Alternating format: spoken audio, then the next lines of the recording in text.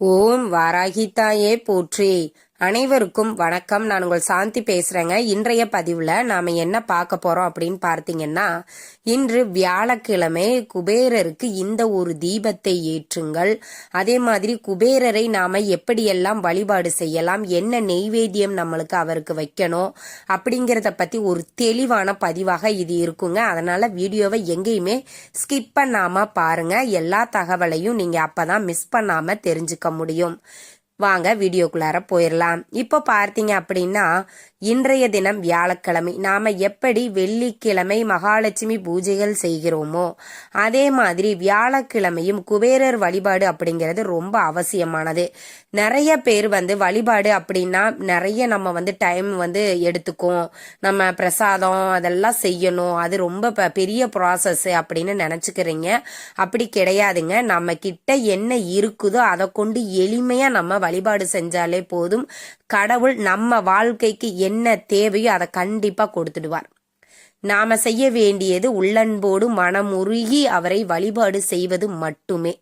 ஒருவர் வீடுகளில் தினமும் வழிபாடுகள் பூஜைகள் செய்கிறாங்க அப்படின்னா அங்க சகல விதமான செல்வங்களும் நிறைந்து இருக்கும் அப்படின்னு சொல்லப்பட்டிருக்கு.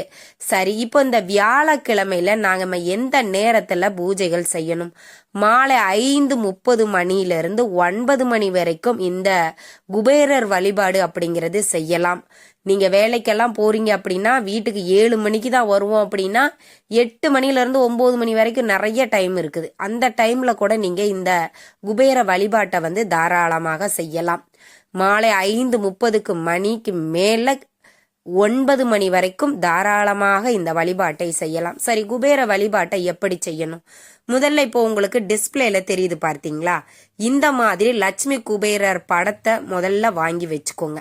இருக்குது அப்படின்னா பிரச்சனை இல்லை. எங்க வீட்டுல இல்லம்மா, நாங்க இப்பதான் பாக்குறோம், இதை பார்த்ததுக்கு அப்புறம் தான் இந்த வழிபாட்டை நாங்க செய்யலாமா அப்படிங்கிற ஒரு முடிவுக்கு வந்திருக்கிறோம் அப்படிங்கிறவங்க, நீங்க பூஜை படங்கள்லாம் சுவாமி படங்கள் விற்கக்கூடிய அந்த இடத்துல போய் லட்சுமி குபேரர் படம் கொடுங்க அப்படின்னா அவங்க எடுத்து கொடுப்பாங்க.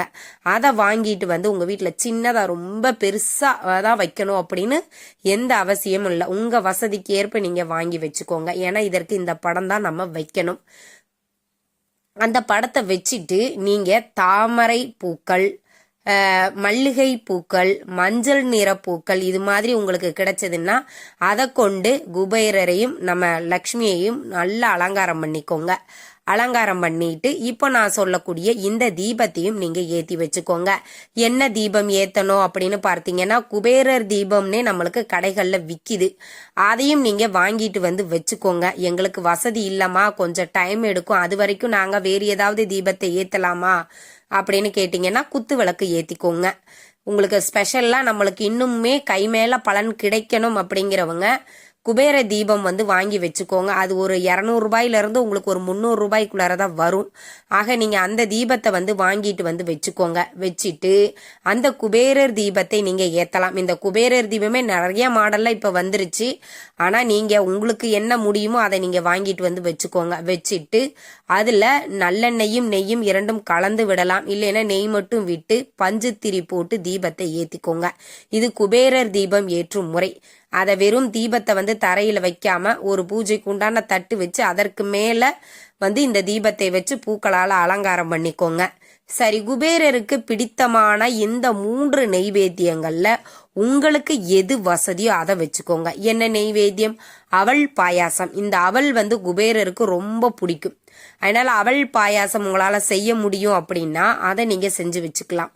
ஊறுகாய், ஒருவர் வீட்டில் ஊறுகாய் இருக்கணும், கண்டிப்பா இருக்கணும். நிறைய நம்ம நார்த் இந்தியன் சைட்லாம் பார்த்தீங்கன்னா ஊறுகாய் ஜாடி ஜாடியா போட்டு வச்சுப்பாங்க.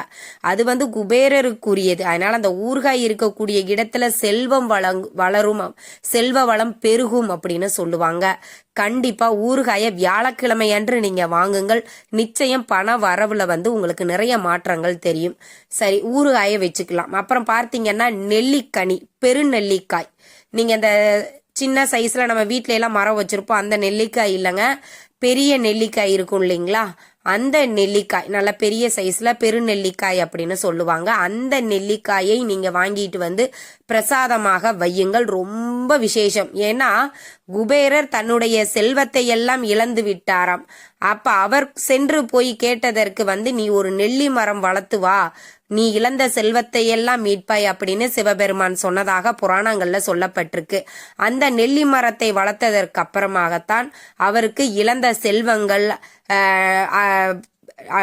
நாடுகள், அது எல்லாமே அவருக்கு திரும்ப கிடைச்சதாமா. அதனால இந்த நெல்லிக்காய் அப்படிங்கிறது ரொம்ப விசேஷமானது. இந்த நெல்லிக்காயை நீங்கள் ஒரு 2வது வாங்கி இன்று பூஜைகள், நீங்க குபேரர் பூஜை செய்கிறீங்க அப்படின்னா அதையும் வச்சுக்கோங்க. வச்சுட்டு நல்லா மணக்க மணக்க வீடு ஃபுல்லா அப்படியே சாம்பிராணி தூபம் போடுங்க. போட்டுட்டு குபேரரினுடைய மந்திரம், மூல மந்திரம் உங்களுக்கு எல்லாத்துக்கும் தெரியும். நான் கீழே டிஸ்கிரிப்ஷன்லையும் நான் கொடுக்குறேன். இந்த மூல மந்திரத்தை நீங்க பாராயணம் பண்ணுங்க. குபேரருடைய போற்றியல் தெரியுதா? பூக்களால, தாமரை பூக்களால் அர்ச்சனை செய்வது ரொம்ப ரொம்ப சிறப்பு. அதே மாதிரி நாணயத்தாலே அர்ச்சனை செய்யலாம். அதுவும் 5 ரூபாய் நாணயங்கள் இருக்குது இல்லைங்களா, அதை கொண்டு நீங்க இந்த அர்ச்சனைகளை செய்யலாம். ஏன்னா குபேரருக்கு பிடித்த எண் என்னன்னு பார்த்தீங்கன்னா 5. அப்ப அந்த 5 ரூபாய் நாணயத்தால குபேரரை நாம அர்ச்சனை செய்யும் போது நம்மளுக்கு கூடுதல் பலன் கிடைக்கும். இப்படி அர்ச்சனை செய்துவிட்டு தூப ஆராதனை எல்லாம் காட்டிட்டு உங்களுடைய வேண்டுதலை மனதார பிரார்த்தனை பண்ணிட்டு நீங்க வழிபாட்டை நிறைவு செய்து கொள்ளலாம். ஒவ்வொரு வியாழக்கிழமையும் டைம் இருக்குது அப்படின்னா இது மாதிரி நீங்கள் செய்து வழிபாடு செஞ்சு பாருங்க. அதற்கப்புறம் உங்க பொருளாதார நிலை உயரல அப்படின்னா நீங்க அதுல சந்தேகப்படவே தேவையில்ல. கண்டிப்பா உங்களுடைய பொருளாதார நிலை கண்டிப்பா உயருங்க. ஒவ்வொரு வியாழக்கிழமை அன்றும் இது மாதிரி குபேரரை நீங்க வழிபாடு செய்யலாம். பொதுவாக 16 வியாழக்கிழமை குபேரரை லட்சுமி குபேரரை விரதம் இருந்து இந்த வழிபாட்டை செய்பவர்களுக்கு அவர்கள் நினைத்த காரியம் நடக்கும் அப்படின்றது சொல்லப்பட்டிருக்கு. உங்க குழந்தைகள் படிப்புல ரொம்ப வீக்கா இருக்கிறாங்க, ஞாபக மறதி அதிகமாக இருக்குது, ரொம்ப கம்மியான ஒரு மார்க் எடுக்கிறாங்க, படிப்புலயே ஒரு பிடிப்பில்லாம இருக்கிறாங்க அப்படிங்கிறவங்க இந்த வியாழக்கிழமை அன்று தட்சிணாமூர்த்திக்கு வெள்ளை கொண்டக்கடலை இருக்குது இல்லைங்களா, அதுல நீங்க மாலையாக செஞ்சு அவருக்கு சாத்தி வழிபாடு செஞ்சுட்டு வாங்க. உங்களுடைய குழந்தைகளுக்கு படிப்புகள் மேலோங்கும். இந்த மாதிரி ரொம்ப ரொம்ப அற்புதமான ஒரு வழிபாடு நம்மளுக்கு வியாழக்கிழமை மாலை நேரங்கள்ல நாம செய்வது அப்படிங்கிறது மிக மிக சிறப்பான நம்மளுக்கு பலனை அளிக்கக்கூடியதுங்க.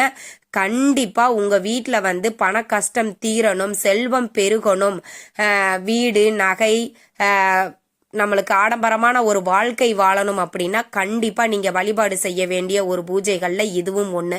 கண்டிப்பா வியாழக்கிழமை அன்று குபேரரை நாம வழிபாடு செய்யணும். அதுவும் நம்ம லட்சுமி குபேரராக வழிபாடு செய்கிறோம். லட்சுமி கிட்ட இருக்கக்கூடிய செல்வத்தை சிந்தாமல் சிதறாமல் நம்மள்கிட்ட ஒப்படைக்கிற வேலையை யார் பார்க்கிறா? குபேரர் பார்க்கிறார். அப்ப நம்ம லட்சுமி குபேரரை வழிபாடு செய்யும் போது லட்சுமி கிட்ட இருக்கக்கூடிய செல்வத்தை நம்மிடம் கொண்டு சேர்ப்பதற்காகத்தான் இந்த எளிய வழிபாடு. நம்பிக்கை செய்யுங்கள், கை மேல உங்களுக்கு பலன் கிடைக்கும். இந்த தகவல் உங்களுக்கு ரொம்பவுமே பயனுள்ளதாக இருந்திருக்கும் நினைக்கிறேங்க. வீடியோ பிடிச்சிருந்தா லைக் பண்ணுங்க, ஷேர் பண்ணுங்க, கமெண்ட் பண்ணுங்க. இந்த பதிவை உங்களுடைய உற்றார் உறவினர்கள் நண்பர்களுக்கும் ஷேர் பண்ணுங்க. அவங்களும் பார்த்து பயன்பெறட்டும். நன்றி, வணக்கம்.